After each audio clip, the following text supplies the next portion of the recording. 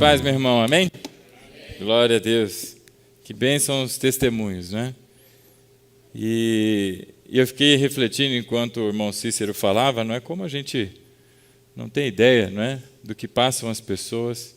A gente vê, não é, vindo, participando, e graças a Deus, porque o Senhor nos conhece e nos olha, não é, no nosso íntimo e cuida de cada um de nós. Bendito seja o Senhor. Amém? Glória a Deus, meu irmão. Deus é bom demais. Vamos lá comigo na primeira de João. Primeira epístola de João, no capítulo 3. Eu vou pedir a você que abra lá comigo. Na primeira epístola de João, no capítulo 3. Quem achou, diga amém. Quem não achou, diga peraí. Meu irmão, você não pode terminar o ano sem cantar aquela musiquinha, hein? Gênesis, Êxodo, Levítico, Números. Glória a Deus, chegou a água. 1 de João, no capítulo 3, nós vamos ver o verso 1 em diante. Assim diz a palavra do Senhor. Vejam como é grande o amor que o Pai nos concedeu, sermos chamados filhos de Deus, o que de fato somos. Por isso o mundo não nos conhece, porque não o conheceu. Amados, agora somos filhos de Deus, e ainda não se manifestou o que havemos de ser. Mas sabemos que quando Ele se manifestar, seremos semelhantes a Ele, pois o veremos como Ele é. Todo aquele que nele tem esta esperança, purifica-se a si mesmo, assim como Ele é puro. Todo aquele que pratica o pecado transgride a lei. E, de fato, o pecado é a transgressão da lei. Vocês sabem que Ele se manifestou para tirar os nossos pecados e nele não há pecado. Todo aquele que nele permanece não está no pecado. Todo aquele que está no pecado não o viu nem o conheceu. Filhinhos, não deixem que ninguém os engane. Aquele que pratica a justiça é justo, assim como ele é justo. Aquele que pratica o pecado é do diabo, porque o diabo vem pecando desde o princípio. Para isso o Filho de Deus se manifestou, para destruir as obras do diabo. Todo aquele que é nascido de Deus não pratica o pecado, porque a semente de Deus permanece nele. Ele não pode estar no pecado porque é nascido de Deus. Desta forma sabemos quem são os filhos de Deus e quem são os filhos do diabo. Quem não pratica a justiça não procede de Deus, tampouco quem não ama o seu irmão. Feche os olhos, meus irmãos, vamos orar. Pai, obrigado, Senhor, por mais uma oportunidade de nos reunirmos em Teu nome. Obrigado pelos testemunhos que edificam, Pai, e aquecem o nosso coração em saber o Teu trabalho, o Teu cuidado com cada um dos Teus filhos e com todos nós, Pai. Bendito é o Teu nome, Senhor. Que o Senhor continue também nos abençoando, Pai, agora com a voz do Teu Espírito Santo a falar conosco. Senhor, que o Senhor nos ensine nessa noite, a todos nós. É o que pedimos, Pai, e desde aqui te agradecemos. Em nome de Jesus. Amém e amém. Amém, meu irmão? Você gosta de assistir filme? Série? Minissérie? Alguma coisa desse tipo, né? Não tem nada a ver com os coreanos, não. Mas eu tenho certeza que você já deve ter visto algum vídeo ou algum filme de alguns super-heróis, certo? Você deve conhecer o Homem-Aranha, talvez o preferido das crianças aí, não é? E também o Homem de Ferro. Aí você fica, pô, só vai falar dos heróis de uma marca, né? Mas tem também o Super-Homem, tem também o Lanterna Verde, não é? São tantos os super-heróis que existem por aí. E é gostoso ver aqueles filmes, não é? Para quem gosta, inclusive, não é? Que vão mostrando, não é, a capacidade daquelas pessoas em superar problemas, em vencer obstáculos e fazer bem a outras pessoas. Mas eu queria te dizer uma coisa. Todos esses que eu citei, eles não nasceram super-heróis. Mas, ao longo do tempo, por exemplo, o Homem-Aranha, não sei direito a história, mas parece que ele foi picado por uma aranha, certo? Acho que ele estava mexendo onde não devia e tomou uma picada. E ele adquiriu poderes, se tornou um super-homem. O Homem de Ferro, não é? Ele não era o Homem de Ferro, mas ele estava, como é que era a história? Acho que foi visitar alguma coisa lá num campo de de guerra lá no deserto, e deu ruim, ele foi preso, e ele precisou criar alguma maneira de escapar, e naquilo surgiu um equipamento que fez com que ele se tornasse agora o Homem de Ferro. O Super-Homem, que você fala, pô, mas o Super-Homem já... Não, ele foi... Eu vi uma charge esses dias, que era o pai do Super-Homem e a mãe do Super-Homem dormindo, e o Super-Homem chorando, né, no berço. E aí o pai fala, eu não aguento mais essa criança, eu vou dar um jeito. E aí aparece o Super-Homem aqui na Terra, e um holograma dizendo, e o seu mundo foi destruído. Na verdade, botou o cara para correr. Não é, mas a história diz que o mundo do Super-Homem acaba, e ele veio para cá, e o nosso Sol dá poderes a ele, não é? E ele se torna forte, tal, etc. E o Lanterna Verde, que eu já não lembro mais como é que era a história dele, mas eu acho que um ET aparece, morre, e ele pega o anel escolhe ele, alguma coisa assim, né? Bom, basicamente você viu que nenhum deles nasceu super-herói, né? Nenhum deles foi planejado, mas pelas histórias, e todas ficciosas, né? Mas pela história se tornaram pessoas poderosas. Eu queria nessa noite falar de alguém, meu irmão, que não foi um acidente que deixou com que ele fosse, não é, poderoso, mas a Bíblia diz que o seu sangue é conhecido com efeito, desde antes da fundação do mundo. O seu nome é Jesus. E ele é o Todo-Poderoso. Não existe Hulk, Homem de Ferro, qualquer um deles que possa, não é? E tampouco o diabo e demônios, que tenham a capacidade de conter, de deter ou de interromper o seu agir. Mas ele é o Todo-Poderoso. A Bíblia diz que antes de todas as coisas, ele já era Deus, não é? Aquele que era, é e sempre será o Senhor Jesus. E agora, não é mês de dezembro, é época de celebração do Natal, as pessoas, algumas ainda perdidas com um certo fofinho de vermelho e barbudo por aí, outros, não é, ainda pensando no coelhinho da Páscoa, eu sei lá eu, mas o fato é que a celebração do Natal, para quem é cristão, não é, nós celebramos o nascimento do Todo-Poderoso, daquele que já existiu e sempre existiu, mas que, como disse João, não é? Vimos, não é, a sua glória como unigênito do Pai. Viram o nascimento do Rei de toda a glória. E esse mundo contemplou tudo isso. E nós vemos claramente, meus irmãos, no livro do profeta Isaías, eu vou pedir a você que siga lá comigo, no capítulo 7, uma profecia, não é, que trata da sua chegada, do seu nascimento, lá no capítulo 7, um texto bastante conhecido e que nós lemos aqui, não é? Capítulo 7 do livro do profeta Isaías. Eu queria que você lesse aí comigo. Quem achou, diga amém. Estou operando. Oh, glória. Amém, Jesus. Isaías, no capítulo 7. Se você ler comigo aí o verso 14, eu tenho aqui no meu coração a certeza de que você conhece o versículo. Por isso, o Senhor mesmo lhes dará um sinal. A virgem ficará grávida e dará à luz um filho e o chamará Emanuel. Esse texto aqui em Isaías, meu irmão, fala do nascimento do Senhor Jesus há 750 anos antes da sua vinda. E ele é profetizado desde o início de todas as coisas, não é? Ali com a saída daquele casal do jardim ao oriente do Éden, sempre se falando acerca deste que é o Rei Todo-Poderoso, o Messias prometido, o Filho de Deus. E aqui Isaías fala, inclusive, sobre o seu nascimento e de como ele seria.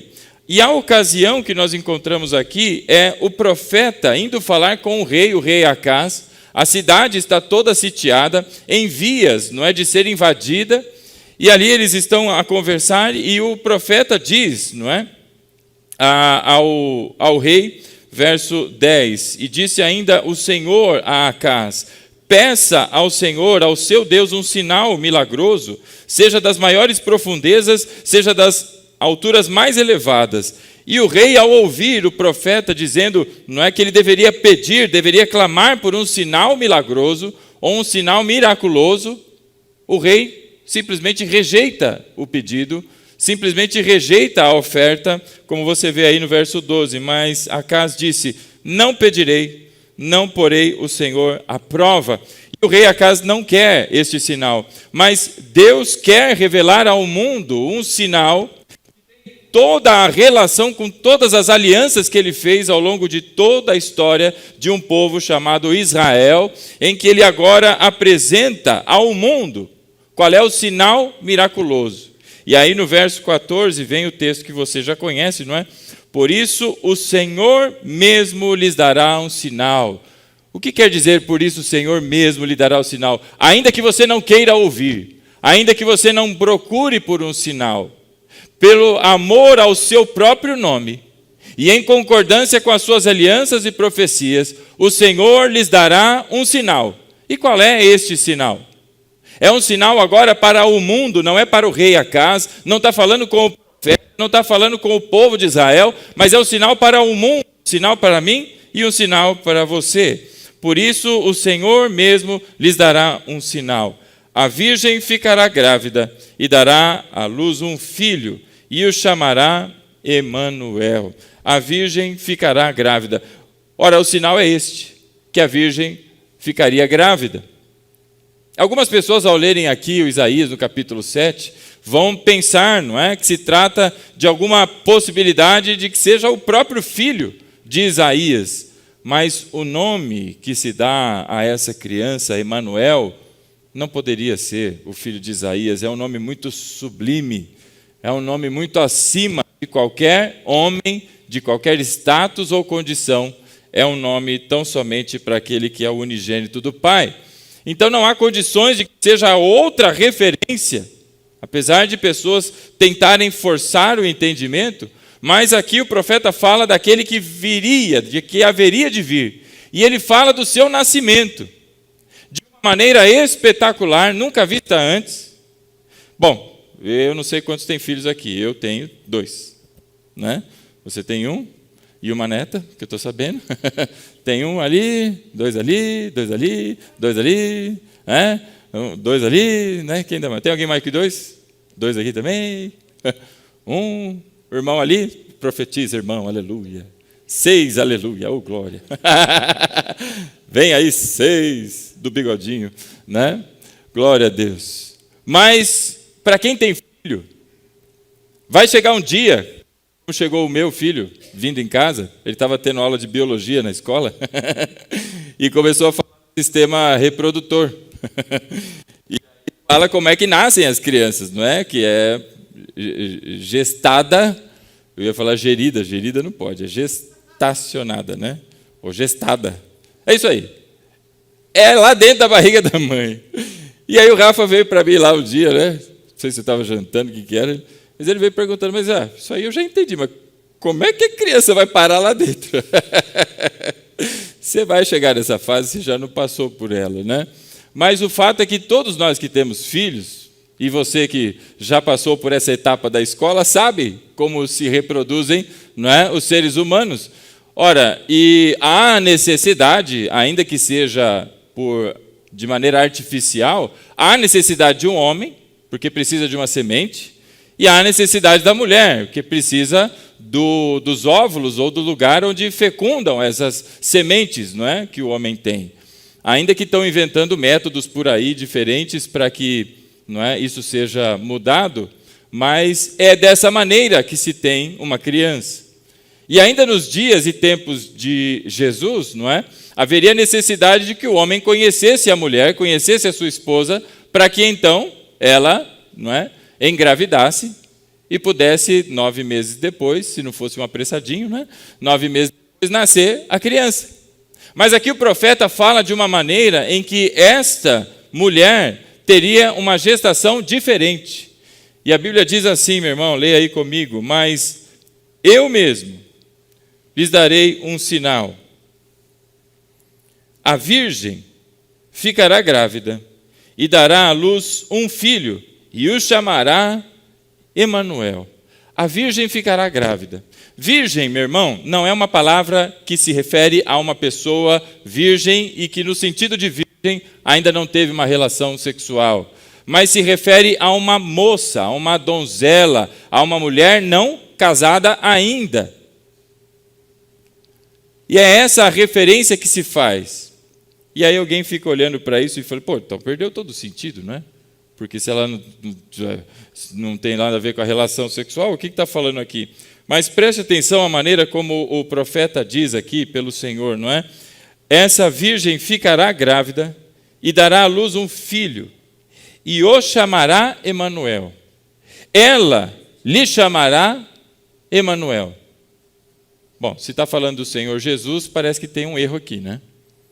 Porque Jesus chama Jesus, não chama Emanuel. Então alguém vai falar, ei, achei um erro na Bíblia. Não é? O desavisado.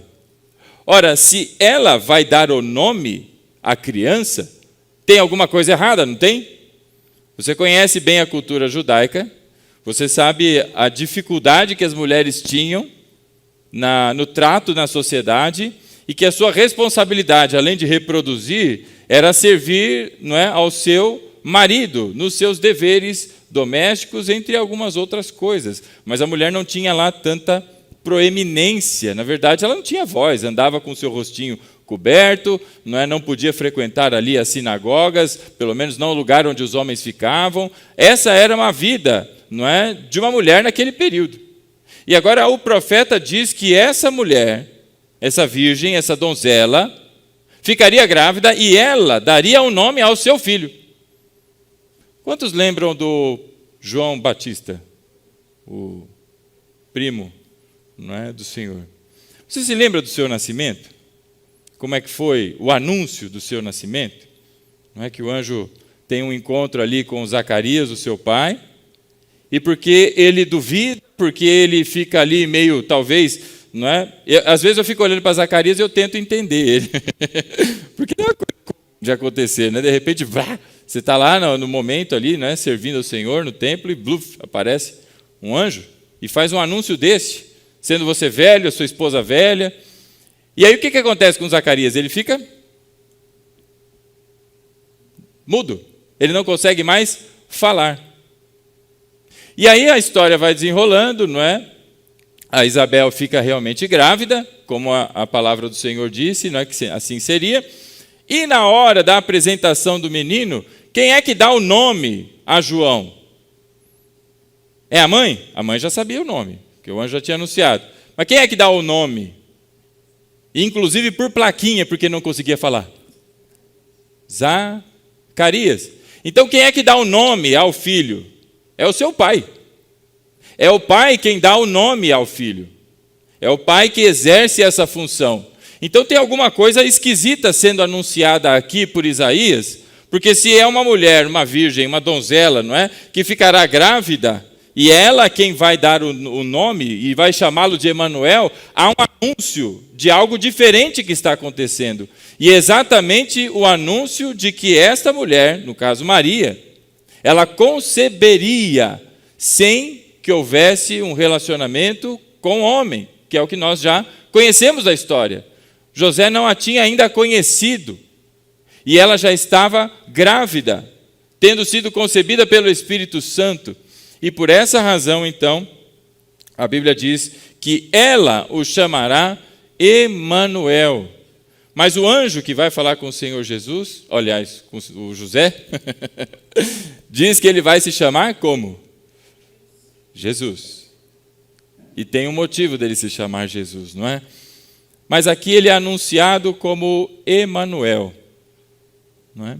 Aí eu queria que você fosse comigo para Mateus, no capítulo 1. Capítulo 1 de Mateus, o Evangelho de Mateus.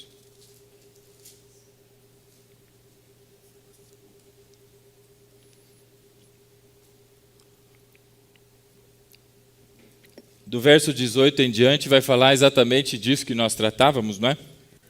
Foi assim o nascimento de Jesus Cristo. Maria, sua mãe, estava prometida em casamento a José, mas antes que se unissem, achou-se grávida pelo Espírito Santo. Por ser José, seu marido, um homem justo e não querendo expô-la à desonra pública, pretendia anular o casamento secretamente. Mas depois de ter pensado nisso, apareceu-lhe um anjo do Senhor em sonho e disse: José, filho de Davi, não tema receber Maria como sua esposa, pois o que nela foi gerado procede do Espírito Santo. Ela dará à luz um filho, e você deverá dar-lhe o nome de Jesus. O anjo dá a ordem de dar o nome a José. E você deverá dar-lhe o nome de Jesus. Muito bem. Porque ele salvará o seu povo dos pecados. Verso 22. Tudo isso aconteceu para que se cumprisse o que o Senhor dissera pelo profeta. Verso 23 é a referência a Isaías que nós estávamos lendo. A virgem ficará grávida e dará à luz um filho, e o chamarão Emanuel, que significa Deus conosco. Então o Senhor Jesus, que é o Emanuel, nasce de maneira espetacular, nunca visto antes, sendo o unigênito do Pai, aquele que já existia, nasceu, veio a este mundo, se despojou de toda a sua glória, deixou a sua divindade. O Senhor Jesus, ele tem duas naturezas, meu irmão, e nasceu como um de nós. E aí a pergunta que se faz, não é? Por que é então que o Senhor Jesus veio ao mundo? Por que então o Senhor Jesus veio, não é? Qual é o propósito da sua vinda? O seu nome já declara isso. O seu nome significa Salvador. Ele veio, como disse o anjo, não é? Anunciando a ele, verso 21. Ele dará à luz um filho, e você deverá dar-lhe o nome de Jesus, porque ele salvará o seu povo dos seus pecados. Então aqui a gente já tem, obviamente, uma pista, não é? Do motivo e o propósito da vinda do Senhor Jesus. E isso é tão maravilhoso e tão espetacular que o apóstolo Paulo, na primeira, não é, a Timóteo, eu queria que você abrisse lá comigo, no capítulo 3, primeira de Paulo a Timóteo, no capítulo 3, olha aí o verso 10, né?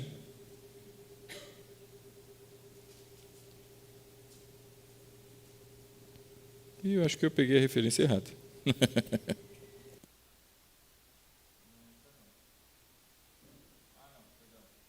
Mesmo, mas é o verso 16, não é o 10.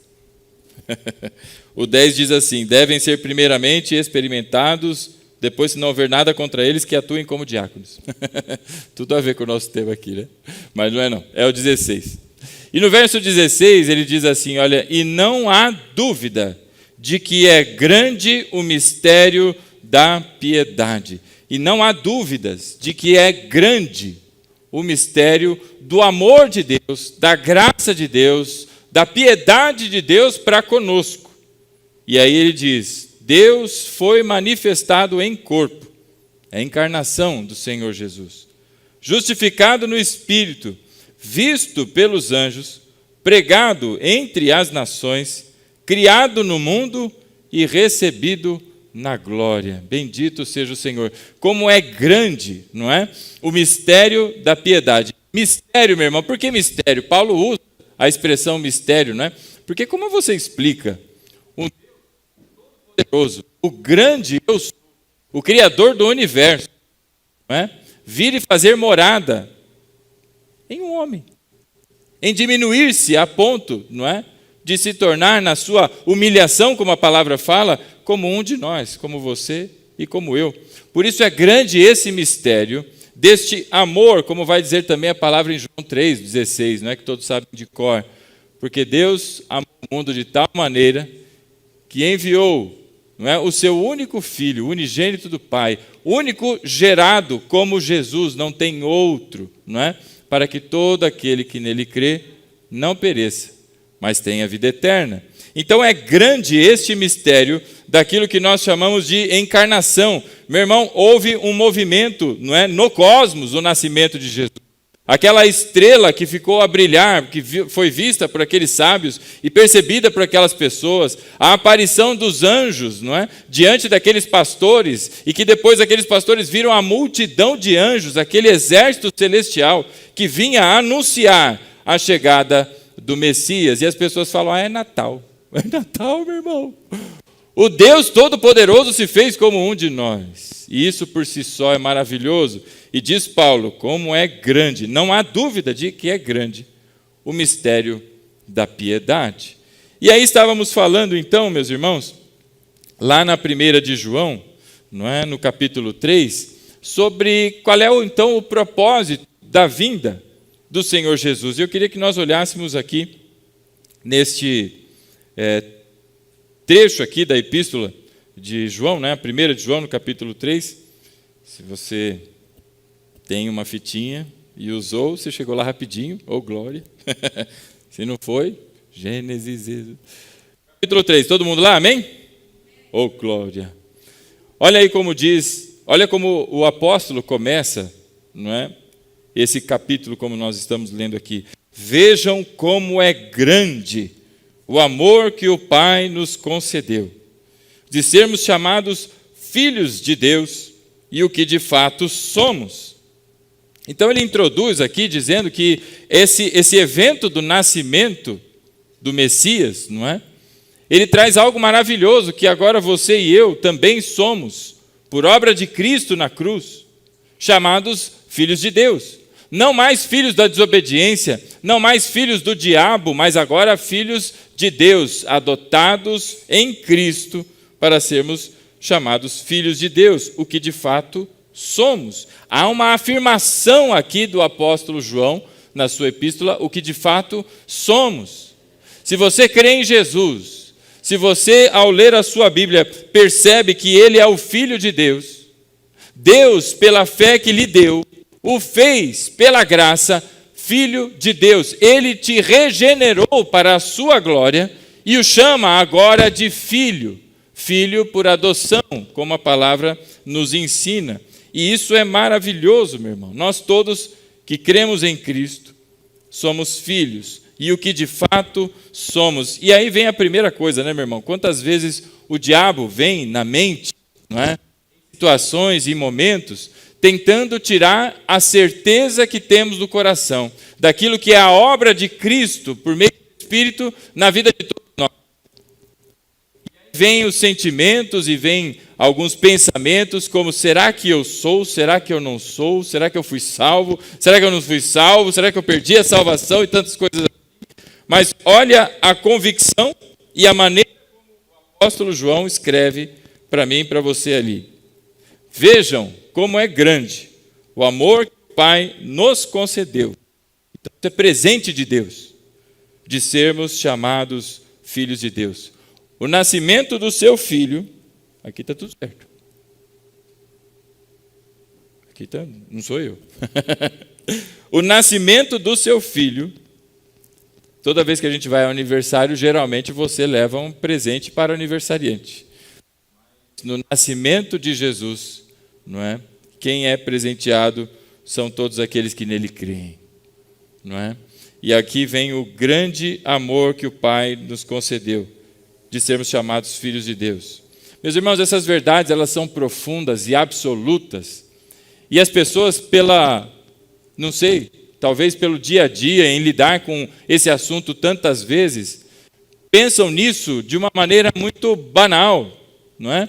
Como se não fosse um grande feito. Deus te tirou da morte, e é a morte eterna, de um castigo merecido e justo para todos nós, mas em Cristo, crucificando na sua carne o nosso pecado, Ele agora nos torna filhos de Deus, através da morte do seu Filho. Como disse o Senhor Jesus, que havia a necessidade de que o trigo, não é? Aquele grão morresse, para que em morrendo desse muitos outros frutos. Agora, a partir de Cristo, quantos outros filhos de Deus o Senhor tem levantado ao longo desse mundo? E isso é maravilhoso, meu irmão.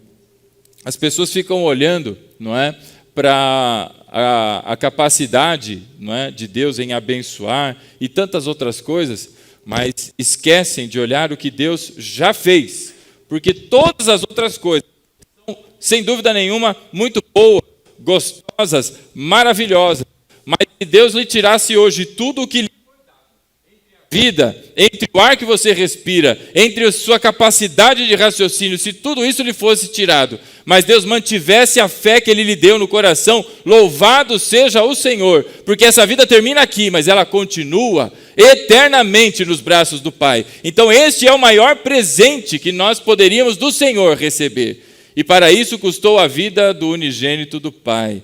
Então, meu irmão, nunca mais fale da sua nova vida em Cristo como se fosse mais uma das coisas que aconteceram, mas este é o evento da tua vida, é o teu nascimento verdadeiro, não o dia que você carrega numa certidão de nascimento, mas o dia em que o Espírito lhe soprou, meu irmão, e no seu sopro, como diz aquela música, tocou-me, quando o Senhor Jesus me tocou, livrou-me da escuridão. É no toque do Senhor que nós somos levados da morte para a vida, regenerados em Cristo. Isso é maravilhoso, que presente tremendo nós recebemos. E algumas pessoas... Oi? Agora sim. Foi feita uma operação cirúrgica ali. Que coisa maravilhosa é essa? E agora sim. Problemas técnicos para fechar o ano. Mas que infelizmente a gente, na correria, se preocupa às vezes com tantas outras coisas. Mas se esquece de olhar o tamanho da bênção, como já foi lido aqui em Efésios capítulo 1, verso 3, né? Bendito seja o Deus e Pai do nosso Senhor Jesus Cristo, que já nos abençoou com toda a sorte de bênçãos espirituais nas regiões celestiais em Cristo, porque Ele é o caminho. E aí o apóstolo João continua dizendo, não é? O que de fato somos, filhos de Deus, e que grande amor o Pai nos concedeu com isso. E é por isso que o mundo não nos conhece, porque não o conheceu. É por isso que o mundo não se relaciona com a gente, é por isso que o mundo não ama a gente, é por isso que o mundo persegue o cristão, porque não conheceu a Deus. E aí vem o verso 2. Amados, agora somos filhos de Deus. E ainda não se manifestou o que havemos de ser. Você já parou para pensar, meu irmão? Quantas bênçãos já foram testemunhadas aqui? E tudo isso não se compara com o que ainda está por vir. Porque a Bíblia diz que ainda não se manifestou o que havemos de ser. Você já teve aquela sensação de estar meio dormindo e alguém falou assim, peraí, deixa eu te dar um beliscão. Você sentiu o beliscão? A Bíblia diz que no céu não tem dor. Não tem essas dores que te deixaram tão aflito, meu irmão. Mas no céu não tem mais. Você já perdeu uma pessoa... Eu estava no interior, no Natal, e uma pessoa lá da família comentando sobre o passamento de uma sogra, não é? E ela teve um problema nos pulmões por conta do Covid, mas não queria que fosse entubada, ela estava com mais de 60%, eu acho, do pulmão comprometido. Estava, quando fica duro, não sei o nome que dá para isso, o pulmão enrijeceu, ficou duro, e não estava fazendo o movimento mais. E ela não queria ser entubada e já sabia que faltavam poucos dias para expirar. E a família autorizou, falou, tá bom, se ela não quer, vamos respeitar. E a família acompanhou os últimos instantes e acompanhou a agonia, porque, segundo a pessoa que contou lá para a gente, né, ela respirava com muita dificuldade, meio... Já pensou você ver uma pessoa que você ama, sua mãe, né, na sua frente, nessas condições, né, indo embora? A palavra do Senhor diz que ainda não se manifestou o que havemos de ser. Todas essas pessoas que têm sofrido, meu irmão, em Cristo, ainda que estejam mortas, viverão, diz o Senhor, mas viverão, meu irmão, eternamente sem dor, sem choro, sem lamento, porque ainda não se manifestou o que havemos de ser. Mas sabemos que quando Ele se manifestar no grande e temível dia do Senhor, seremos semelhantes a Ele, pois o veremos como Ele é.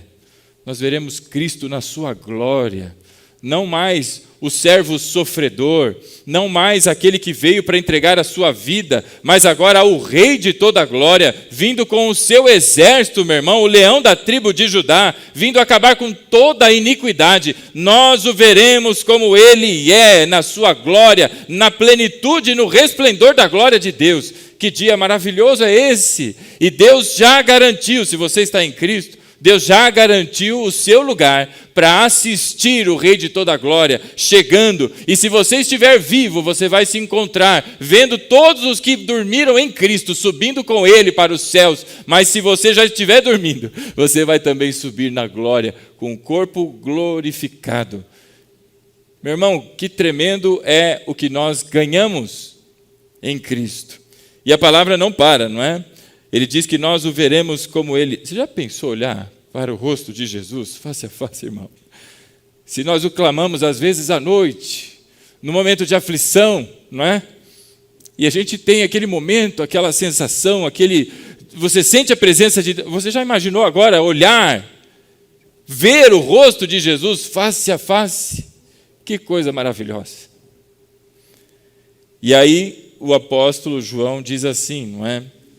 Porque sempre tem um que pensa alguma coisa do tipo, bom, se agora eu sou filho, agora Deus já me tirou da morte para a vida, eu posso seguir a minha vida de qualquer jeito. Mas o apóstolo João, não é? Ele nos diz aqui exatamente qual é o comportamento daquele que é regenerado. Qual é o comportamento daquele que nasceu de novo. Verso 3, ele diz assim, todo aquele que nele tem esta esperança, purifica-se a si mesmo, assim como ele é puro. Todo aquele que é nascido de novo agora, meu irmão, ele vive uma vida diferente deste mundo, porque o mundo não conheceu ao Pai. E o mundo não nos ama. O mundo quer ver a nossa ruína, a nossa destruição. O mundo não gosta de cristão, o mundo não gosta da palavra de Deus. Começa a falar no meio de pessoas sobre Deus e você vai ver como se incomodam aqueles que estão em volta. É simples, irmão, é só começar a falar. De repente um vai levantar, vai fingir que vai ao banheiro e o outro, não é? Faça isso, de repente é na tua própria família. Mas veja como isso incomoda. Agora no verso 3 o apóstolo João diz que este é o comportamento de quem agora tem essa esperança, não é? De que seremos como ele é, semelhantes a ele, de que ainda não está completa a regeneração que ele começou. Então quem tem essa esperança, purifica-se a si mesmo, assim como Jesus, o Senhor Jesus, é puro. E aí o verso 4, o oposto, não é? Todo aquele que pratica o pecado transgride a lei, porque de fato o pecado é a transgressão da lei. E aí no verso 5, vem o propósito, ou pelo menos o início do propósito que o apóstolo João destaca da vinda do Senhor Jesus. Verso 5 ele diz, vocês sabem que ele se manifestou para tirar os nossos pecados. Não foi isso que disse o anjo a José? E lhe porá o nome Jesus, porque ele salvará o seu povo dos seus pecados. Então vem aqui o apóstolo João e diz, não é? Vocês sabem que ele se manifestou, o Senhor Jesus deixou a sua glória, assumiu a sua humilhação, se fazendo como um de nós, não é? Para quê? Com que finalidade? Para tirar os nossos pecados, e nele, em Jesus, não há pecado. Todo aquele que nele permanece não está no pecado. Todo aquele que está no pecado não o viu e nem o conheceu. E aí vem uma separação, meu irmão, entre aquele que é filho de Deus, como o apóstolo João começa essa epístola, e quem não é. A separação é bem simples. Todo aquele que permanece nele, não está no pecado. Ou seja, quem está em Cristo não está no pecado. Ainda que a regeneração não tenha sido completa, ainda que existam falhas em todos nós, e nós sempre experimentamos essas frustrações por conta do pecado, mas a palavra diz que não estamos no pecado. Todo aquele que permanece nele não está no pecado. Aí alguém vai olhar para a palavra permanecer e vai dizer, existe uma condição, permanecer. É claro, irmão, tem que permanecer. Tem esforço para todos nós. E nós vamos vendo a sequência do texto, não é? Agora, todo aquele que está no pecado não viu e nem o conheceu. Nunca viu a Jesus, não conheceu Jesus. Talvez tenha o nome de Jesus na boca, nos lábios, falando para pessoas, mas se permanece no pecado, não o conheceu. Às vezes conheceu um ídolo, como eu vinha conversando uma vez com uma pessoa, e ele dizia, não, mas o meu Deus não é desse jeito, o Deus que eu conheço não faria tal coisa. Eu sei lá de que Deus ele está falando. Tem tantos nomeados por aí, não é? Mas o Deus da Bíblia, quem permanece no pecado, nunca o viu e nunca o conheceu, diz João. E João é muito claro e muito objetivo, não é? E aí no verso 7, olha só o que é que ele diz. Filhinhos, não deixe que ninguém os engane. Não deixa, não é, a modinha do mundo influenciar e enganar você. Aquele que pratica a justiça é justo, assim como ele é justo. Aquele que pratica a justiça o faz porque Jesus, que é o justo, o faz, e ele, como sendo o primeiro dentre muitos, sendo nascido de Deus, sendo filhos de Deus, agora nele habita algo diferente que não está no mundo. Então, verso 7, aquele que pratica a justiça é justo. E o que quer dizer justo? Quer dizer que ele sabe dar a medida justa. Ele vai lá pegar lá e vai pôr o pozinho do leite da criança certinho, porque ele é justo. Não, porque ele foi justificado. O seu pecado foi pago por Cristo na cruz. Por isso ele é chamado justo. Aquele que pratica a justiça, e a justiça é aqui a prática, não é, dos ensinamentos do Senhor Jesus, é justo como ele é justo. Agora o verso 8. Aquele que pratica o pecado é do diabo, porque o diabo vem pecando desde o princípio. E agora o apóstolo João traz, não é, com clareza e direto, o motivo da vinda do Senhor Jesus. E aí vem, não é? Para isso o Filho de Deus se manifestou. Veja com que grande amor o Pai nos concedeu de sermos chamados filhos de Deus, verso 1. E lá no verso 8, para isto o Filho de Deus se manifestou, para destruir as obras do diabo. Meu irmão, deixa eu te dizer uma coisa, se você está em Cristo, as obras do diabo na tua vida foram destruídas pelo poder do Senhor. Tem pessoas que ainda ficam com medo e preocupações, mas deixa eu te dizer uma coisa, a palavra de Deus diz que nós já fomos abençoados com toda sorte de bênçãos espirituais nas regiões celestiais em Cristo. E Cristo veio destruir a obra do diabo, essa obra já foi destruída.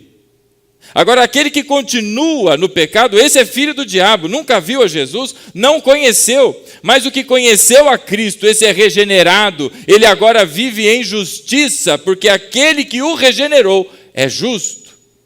É essa a diferença do Filho de Deus para qualquer pessoa neste mundo. É a presença do Senhor na sua vida. E aqui ele está dizendo, não é? O objetivo da vinda do Senhor Jesus, bem claro, para isso o Filho de Deus se manifestou, para destruir as obras do diabo. Você não tinha condições de destruir. Nós não tínhamos condições. Mas veio o Filho de Deus. Passou por tudo que passou por todos nós, não é? Glória a Deus por isso. E aí vem o verso 9. Todo aquele que é nascido de Deus não pratica o pecado. E tem um motivo para isso. Qual é o motivo? Porque a semente de Deus permanece nele e ele não pode estar no pecado. Se tem semente de Deus na vida da pessoa, essa pessoa não pode estar no pecado. Você percebe a maneira como o apóstolo João fala? E aqui o estado de pecado é que está sendo referido, porque a obra da regeneração não está completa. Deus nos regenerou para uma nova vida em Cristo e nós estamos sendo santificados.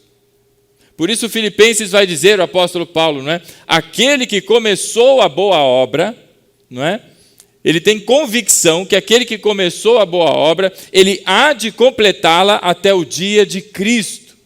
E o dia de Cristo que diz lá o apóstolo Paulo é o mesmo dia. Não é que o apóstolo João se refere aqui lá no verso de número 2, que ele diz, amados, agora somos filhos de Deus, mas ainda não se manifestou o que havemos de ser. Mas sabemos que quando ele se manifestar, naquele dia, é o mesmo dia de Cristo que diz o apóstolo Paulo.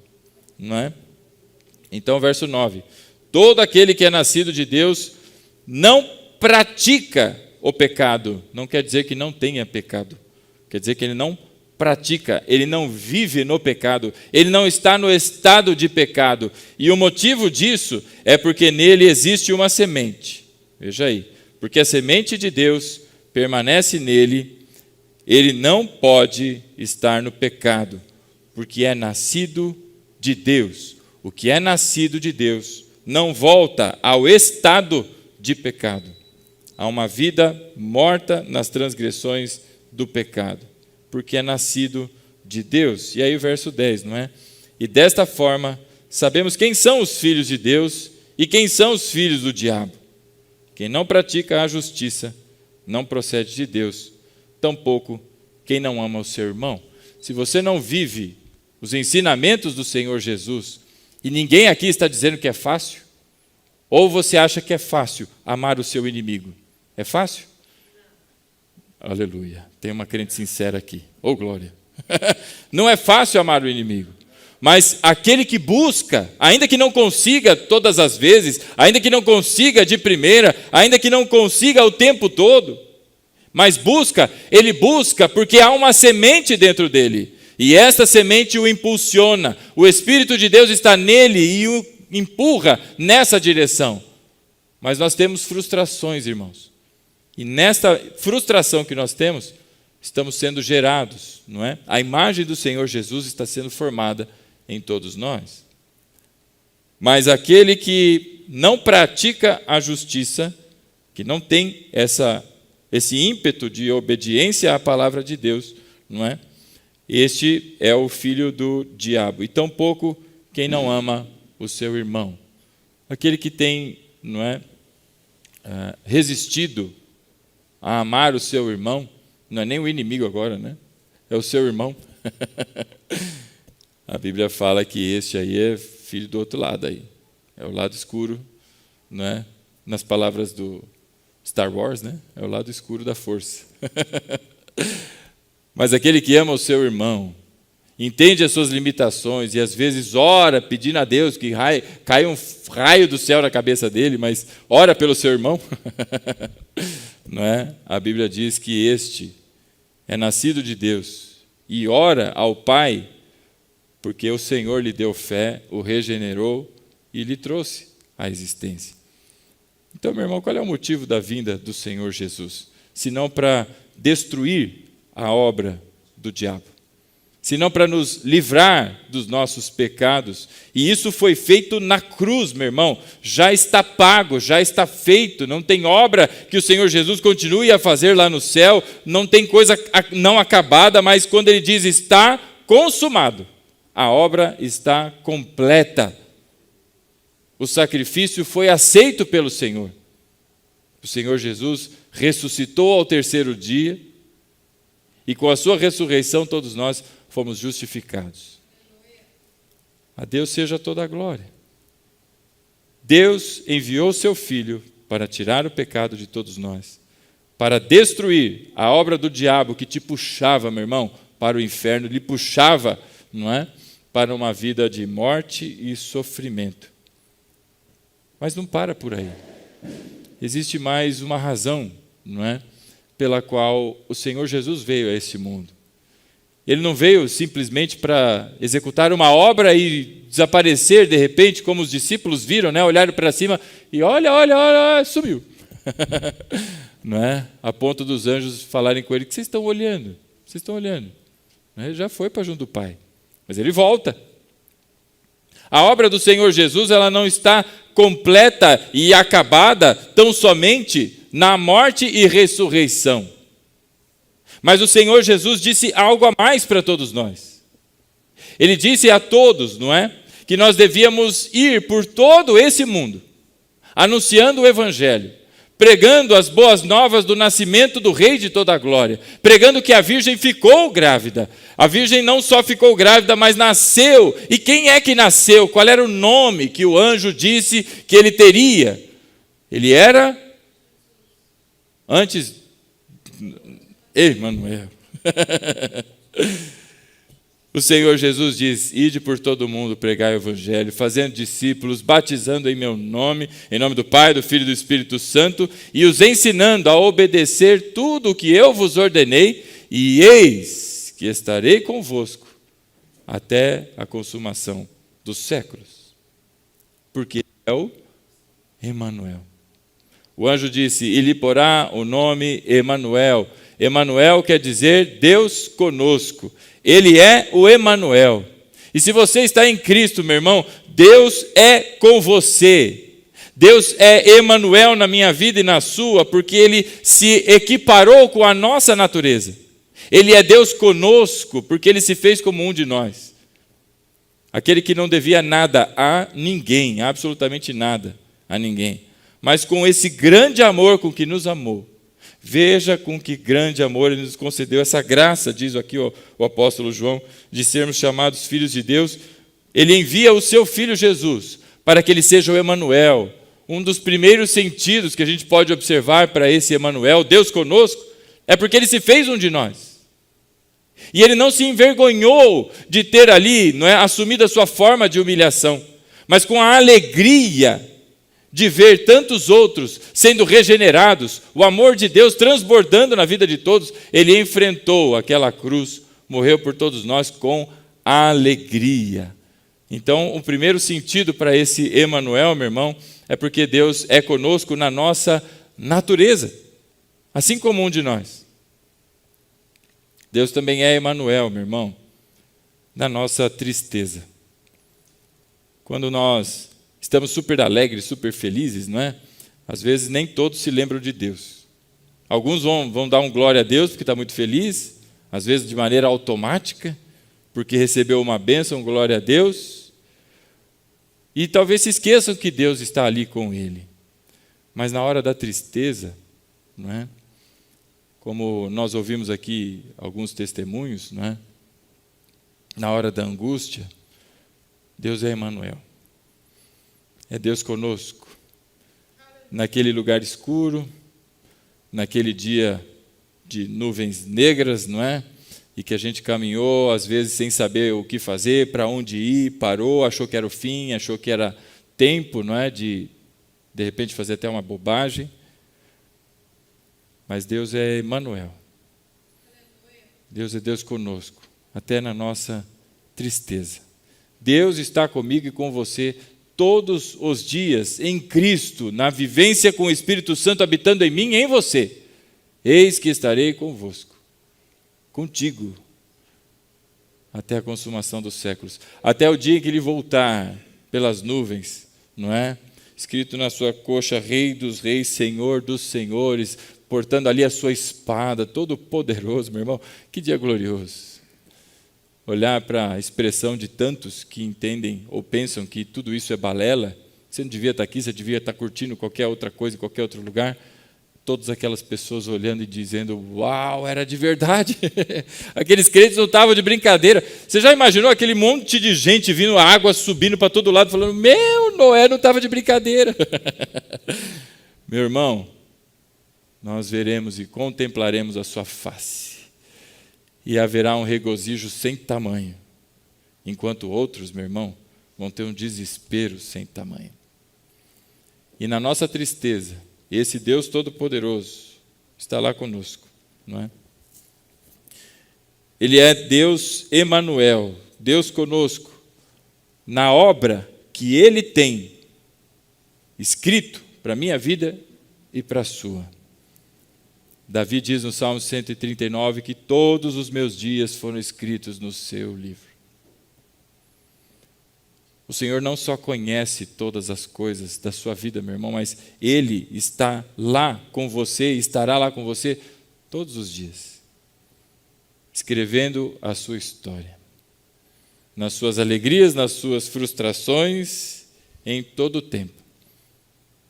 É Ele quem está conduzindo a sua vida, é Ele quem conduz a minha vida. Não é? E ainda que você, na sua teimosia, diga não, rejeite e faça o que for para ir por caminhos diferentes, se você está nas mãos de Deus, Deus vai pegar a sua vida e virá-la para a direção correta. Porque Ele é um Pai zeloso, porque Ele é Emanuel, Deus conosco. Não é?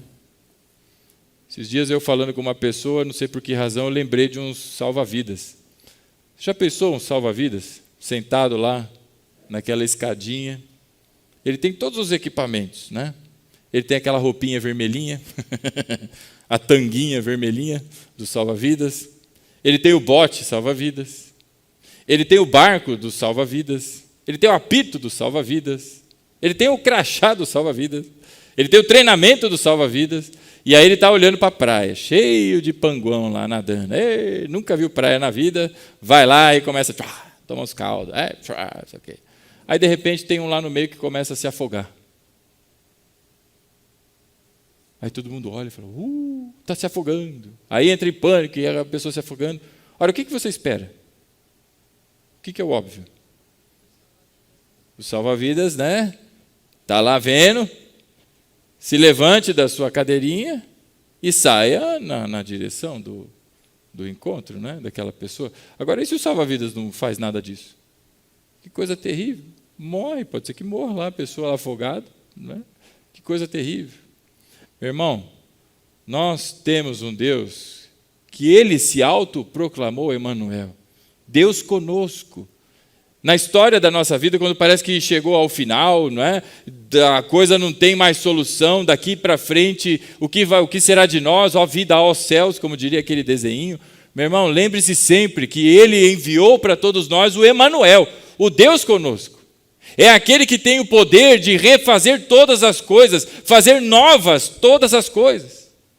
E é este que está conosco até a consumação dos séculos. Então, na virada do ano aí, né, que todo mundo bota bastante fé na virada do ano, o ano que vem será diferente, né? O ano que vem eu emagreço, o ano que vem eu faço não sei o que lá e tal, né? Meu irmão, independente do ano virar ou não, todos os dias da sua vida há uma certeza, uma convicção, como diz aqui o apóstolo João, né? Como é grande o amor que o Pai nos concedeu, sermos chamados filhos de Deus, o que de fato somos. E se somos filhos de Deus, somos aqueles que são do povo do Emanuel, o Deus conosco. E todos os dias, Deus está conosco. Ixi, está rolando mal quebra-pau lá em casa, lá, o relacionamento com a esposa, com o marido, isso aqui. Você vive com o Deus Emanuel. E o que tem poder para restaurar, para curar, fazer novas todas as coisas, meu irmão. Nós podemos clamar e confiar e esperar nele. E ele não é só Emanuel porque ele se identificou com a nossa natureza, não é só o Emanuel porque ele está conosco na nossa tristeza, não é só o Emanuel porque ele nos acompanha na história da nossa vida, ele é também o Emanuel porque ele nos acompanha no nosso pecado. Ele tomou sobre si a nossa iniquidade. Ele que não tem pecado, levou sobre si e foi pregado na sua carne, foi pregado naquele madeiro, como diz a palavra, não é? Do Senhor, nele foram cravadas toda a condenação do nosso pecado. Ele é Deus conosco porque na hora de maior aflição, Ele foi em nosso lugar. E Ele é Deus conosco também na nossa morte, irmão. Porque haverá um dia que nós fecharemos os olhos aqui, não é? A não ser que tenha um Matusalém por aqui. Tem alguém com Matusalém? 300 já? 400 anos? Não. Se bem que tem uns que têm a aparência de Matusalém, mas ainda não chegaram lá, né? Pois é. Não essa igreja, não essa igreja. Né? O irmão pensou em alguém? Pode compartilhar quem você pensou? Não, né? Oh, Jesus. Mas Ele é Emanuel conosco na nossa morte. Porque ainda que esteja morto, viverá. Todos aqueles que dormem em Cristo, com fé no Senhor, a morte é só uma transição para que a gente alcance, não é, a sua presença eternamente. Meus irmãos, Deus é Deus Emanuel, e com tudo isso, não é? Eu queria dizer a você, meu irmão, que esse ano que se passou, não é, pelos testemunhos que foram dados aqui, é notável esse Deus Emanuel agindo na vida dessa igreja, na vida das pessoas, na família, em tantas coisas. Testemunhos que não são contados, às vezes, não são percebidos, mas Deus tem trabalhado e de maneira cuidadosa, zelosa, graciosa, como é doce o falar do Senhor com a sua igreja. Então nós devemos dar graças a Deus, por mais esse ciclo que se renova, porque até aqui nos tem sustentado o Senhor na sua graça. E não será diferente no ano que vem. Mesmo que mude governo, mesmo que inicie uma nova guerra, mesmo que não sei o quê, e tantos problemas que o mundo, nossa região, a nossa família possam enfrentar. Deus continua sendo Emanuel, e nele nós podemos confiar. Amém? Por isso eu vou pedir a você que se coloque de pé.